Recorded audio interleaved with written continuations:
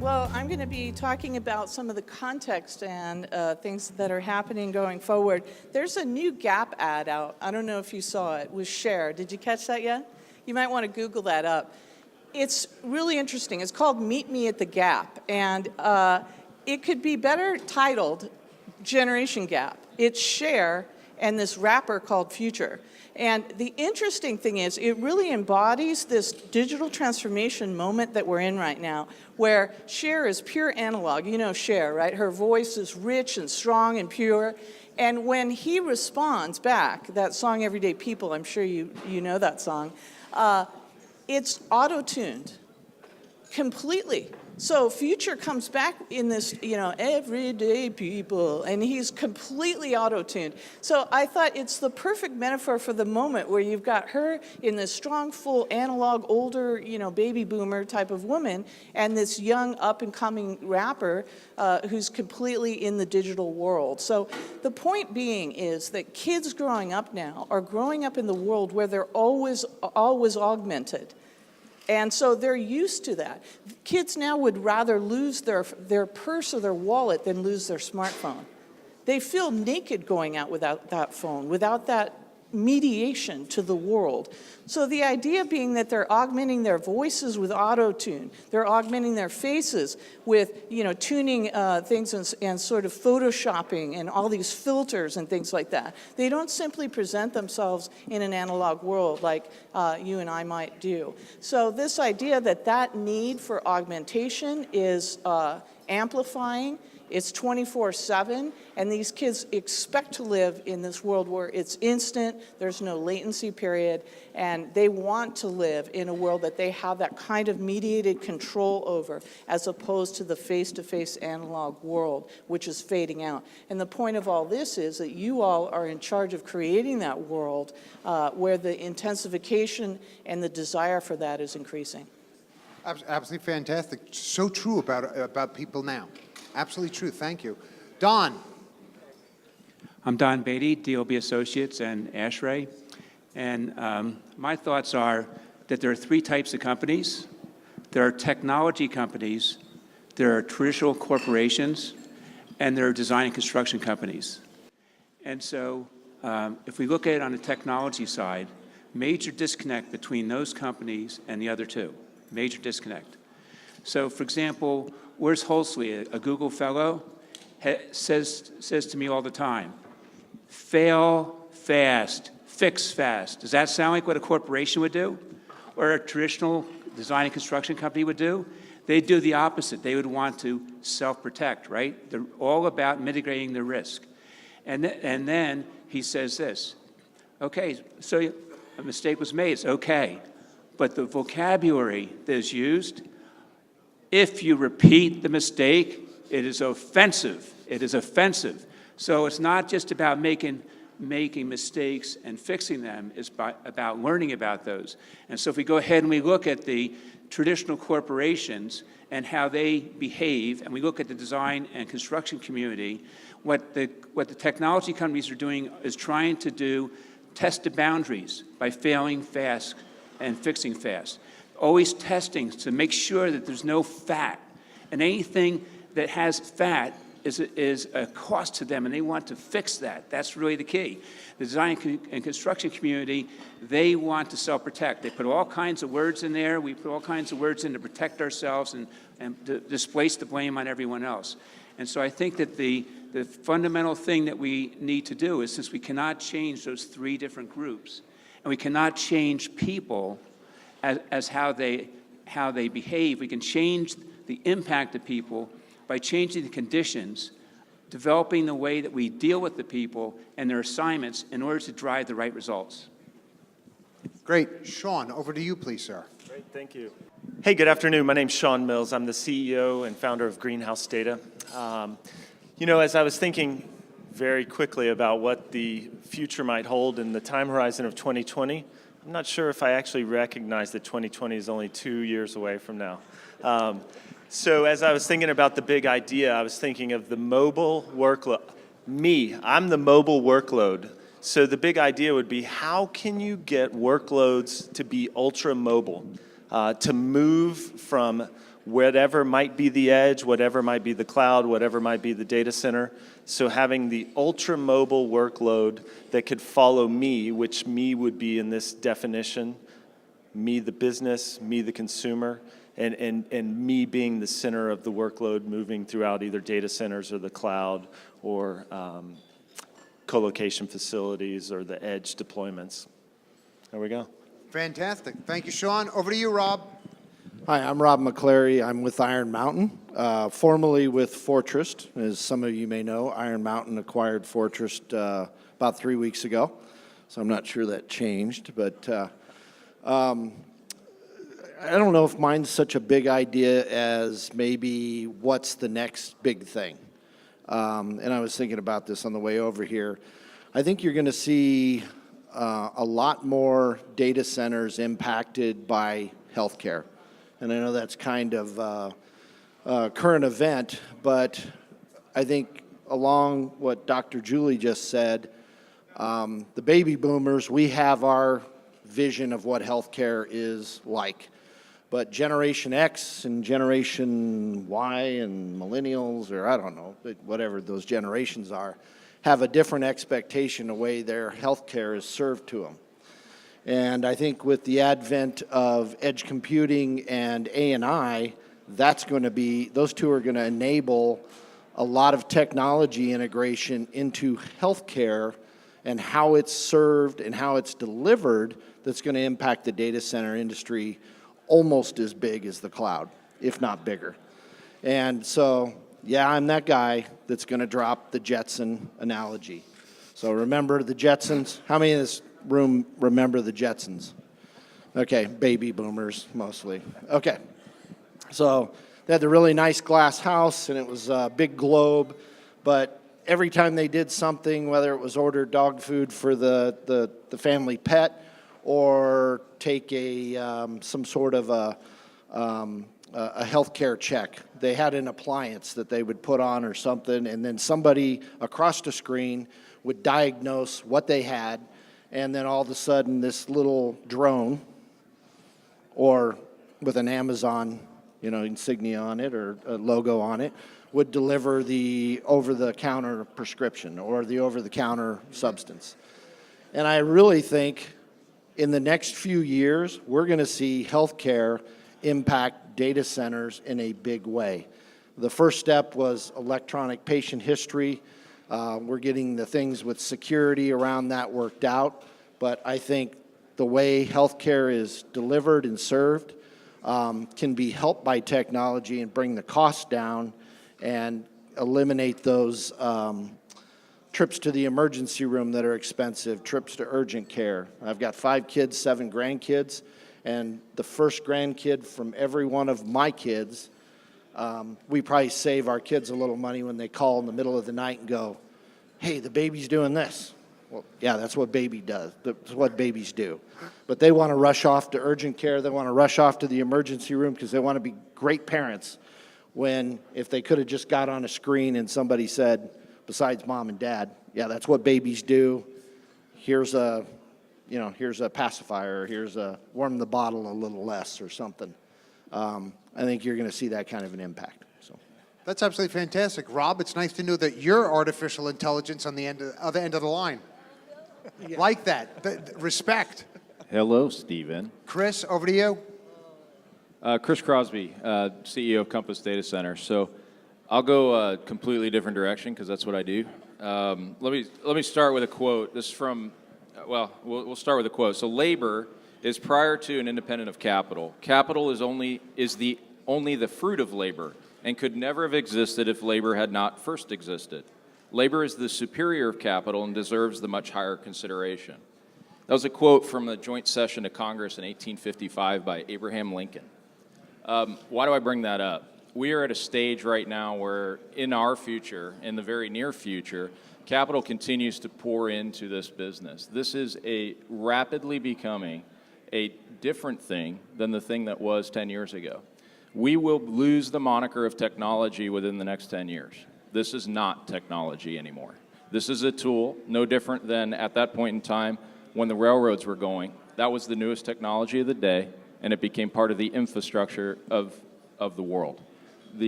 What we do will become infrastructure. Within the next 10 years, that's where the capital is going. Today, you see REITs, real estate, data centers becoming an asset class. You see companies like myself and others here that are deploying massive amounts of capital. What will be coming next is that it will become infrastructure, no different than airports and dams and bridges. That is where we're going. That's my gigantic idea. Okay, so I'd like to turn it back to our panel before I turn it over to you. Do any of you have any additions, additional thoughts, or thoughts on what someone else has said for their big idea that you'd like to add on to or clarify or even question? This is your panel. This is your opportunity. So any add-ons that you'd like to give us or additional thoughts? Is this on? Please, Is this Julie. on, or am I talking to myself? I just wanted to say that Don had mentioned this idea of the shifts that are going on, and it seems to me that this is startup culture, which I'm around a lot in Los Angeles and Silicon Valley. Startup culture informing the data center world and the construction and build. So that fix fast and fail fast, that's really coming straight out of that. So it's really interesting to see how that's impacting the sort of thinking and value system of other industries. Good one. Anyone else, please? So I'd probably add to the Jetsons analogy. And, we've talked a lot about automation and autonomous vehicles. I think one of the things that could very easily potentially jump this automation and vehicles driving themselves is the evolution of the Jetsons and the personal vertical takeoff and landing vehicles that ultimately are not very far away. Uber's working on it, AirMap's working on it, Bell Helicopters are working on it. So there's going to be potentially a whole jump over this autonomous vehicle path. Because everybody loves the Jetsons. Very true, They do. except for the They do. millennials who are trying to figure out what it means. You have to go to Hulu. It's in that TV show called Decades, when they look back at the past. Everything was in black and white back then. We only got color 3 years ago. Right? Other thoughts? Rob? And when the Jetsons was on, you only had 3 channels anyway, so everybody caught it. I do think that that Shawn was right. There's going to be, and what's scary is our industry, and I've been in our industry for 18 years now, is slow to adapt to change. We hold on to a paradigm, whether it's design, construction, the way we actually build and deploy data centers, until it's too late. And then we have to adapt rapidly. It's kind of funny, we're having this conversation around what's the next big things, and we just laid out 3 or 4 that I think are actually relevant and will happen. And probably will underestimate to the degree that they happen, and we'll still continue to hold on to our paradigm. I think this industry needs to be a little more future forward-looking and adapt to those demands that are going to be on the data centers. I think data centers are going to be as plentiful as shopping malls, and I'm not talking about just the big shopping malls. I'm talking about shopping malls, strip malls, you name it. Data centers are going to be in that type of deployment pattern, and they're going to be that in that type of quantity. Before I open it up, any other comments, suggestions, thoughts? And by the way, I also kind of noticed it said 2020, which is in 2 years. That's coming on us pretty quick, folks. That's 2025, this is 2020. That's how we're confusing you, James. So any other thoughts, comments? What about the advancements in AI and the evolution of that? I mean, I know Elon Musk has voiced some concerns, but, Facebook founder hasn't. So there's kind of a headbutting there. What do you guys think about that? Great one. So I have some hot sports opinions on that one.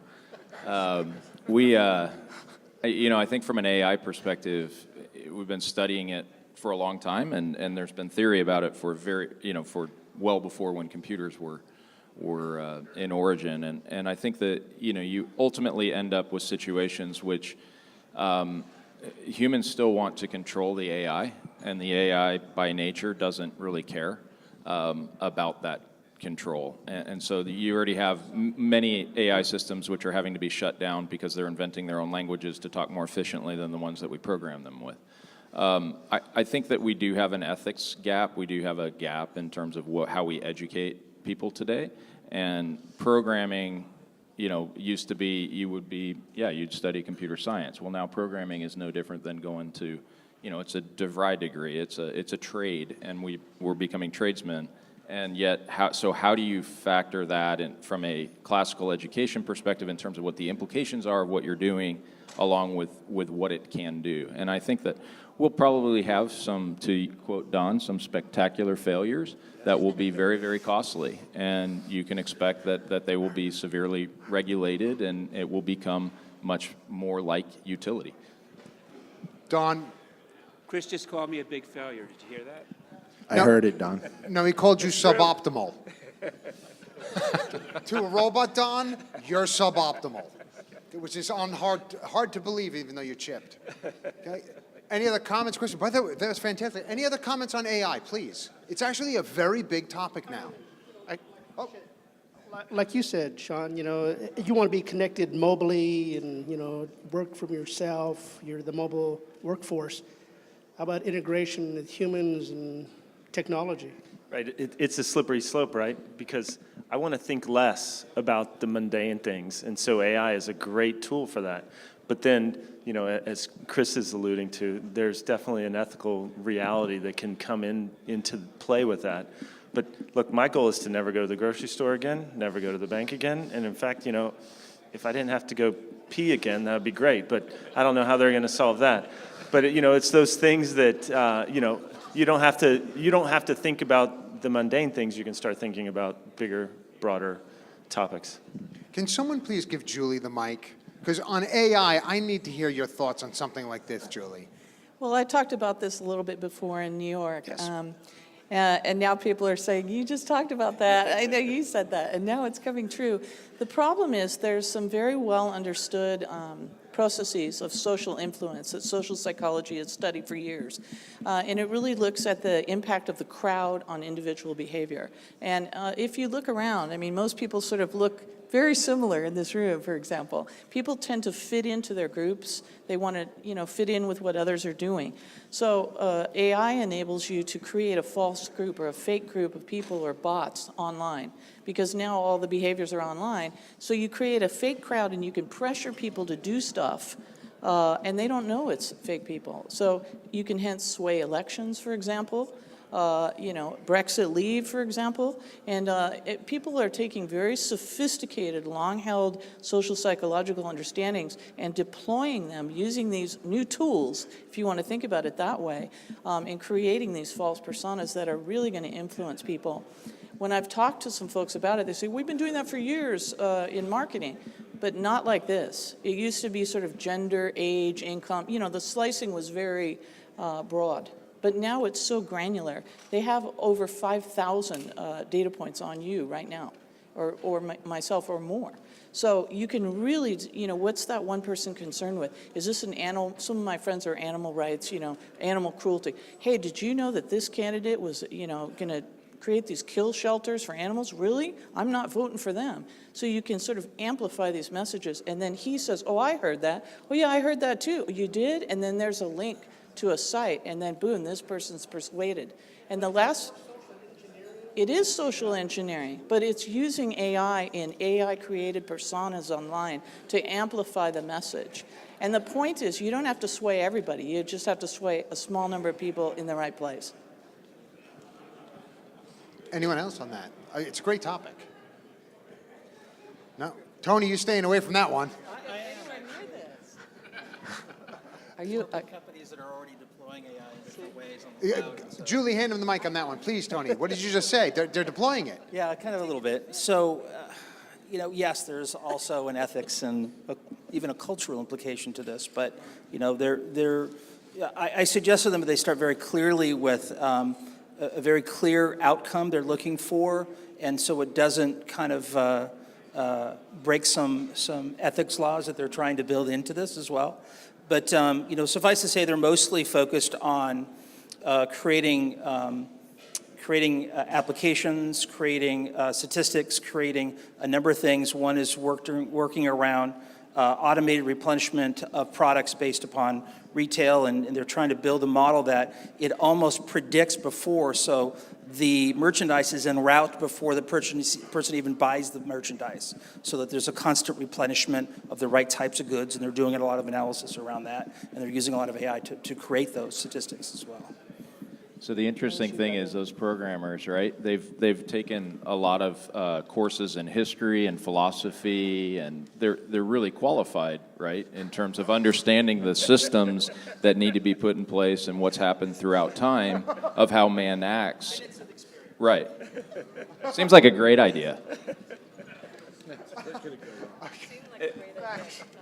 Thank you. A picture says 1,000 words, and human beings, part of how they think is through pattern recognition. So that part of what human beings do is very replicatable by a computer, and a computer can really beat it hands down in that particular piece. Feeling, some other things, those sorts of things are harder, but We're working on it. anyway, pattern recognition part. So I've got to say, Hal, thanks all of you. And now you can get off the ship. So question, any other questions, comments? I want to say thank you to the panel so much. Really appreciate your time, and Thank you.